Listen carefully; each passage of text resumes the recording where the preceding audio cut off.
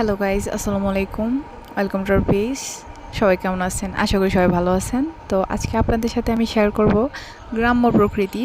তো গ্রামে সাধারণত এখন গ্রীষ্মকাল চলতেছে, আর এখন সবাই বিজি বৈশাখী ধান ঘরে তোলার জন্য। তো দুপুরে রোদটা একটু পড়ছিল, তো একটু হাঁটতেছিলাম। হাঁটতে হাঁটতে আমার চোখে পড়লো আম। তো তো এখন আমার লিচুর সিজন চলতেছে। মানে যখন এগুলো চোখে পড়ে আমার ইচ্ছে হয় যে এগুলো খেয়ে ফেলি। তো আমটা যখন চোখের সামনে পড়ছে, তো এটাকে কোনো ছাড় নাই। এটা যখন চোখের সামনে পড়ছে, এটাকে খেতেই হবে। তো এখন আমি এটাকে খাওয়ার জন্য রেডি করব। তো শুরু করা যাক। এখন আমটাকে আমি ভালোভাবে ছিলে নিব। হ্যাঁ, তারপর এটাকে আমি সুন্দর করে কুচি কুচি কেটে নেব।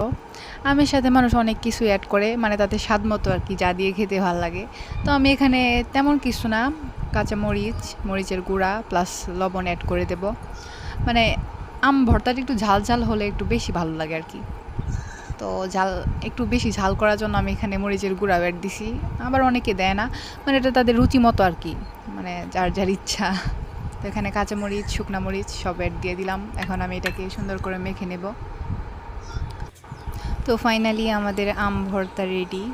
এটাকে দেখে আর লোভ সামলানো যাচ্ছে না, মনে হচ্ছে যে এখনই খেয়ে ফেলি। তো আজকে এই পর্যন্তই। সবাই ভালো থাকবেন। আল্লাহ হাফেজ।